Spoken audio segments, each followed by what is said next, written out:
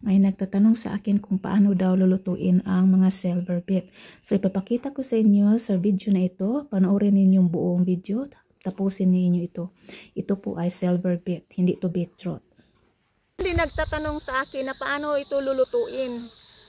Simple lang ito guys. Pareha lang magluto ka ng beans or magluto ka ng broccoli. Pwede mo i-boiled, pwede mo i-steam, pwede mo i-stir fry. Mga sari-sari na mga vegetable like carrots, beans, broccoli at saka nito mag stir fry ka, lagyan mo ng mga pangsahog na kung anong gusto mo, chicken or pork or ginaling na baka. So ito ang lulutuin ko ngayong pang dinner namin. So ito yung niluluto ko guys na ginaling na baka at mayroong mga vegetable yan. Just kalunod ko lang yung yung zucchini at inuuna ko nilunod yung carrots, then followed by beans and then zucchini. Then maglagay po tayo ng silver beet. Silver beet. Oh, bakit pa ang silver beet tatawagin nilang spinach guys? Yung mga Australian people dito. Ayan, so nilulunod natin yung silver beet.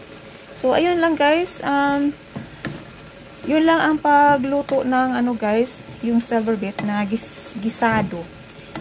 Never po ako nagtry ng silver beet na nilagay sa sa sinabawang baboy or sinabawang baka. Ang silver beet is kakaiba talaga. Never po ako kasi ibang flavor yan. Pag magsabaw ako, lagyan ko ng pichay or bok choy. Pwede yung bok choy pwede rin i-stir fry din, pwede rin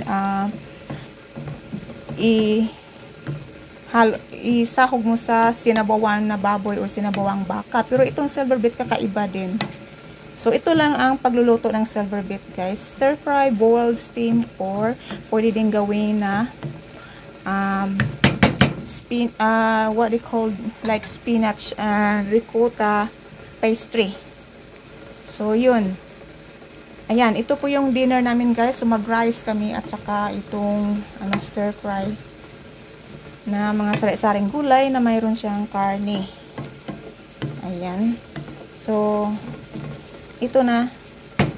Takpan natin ng mga guys, mga 30 seconds lang.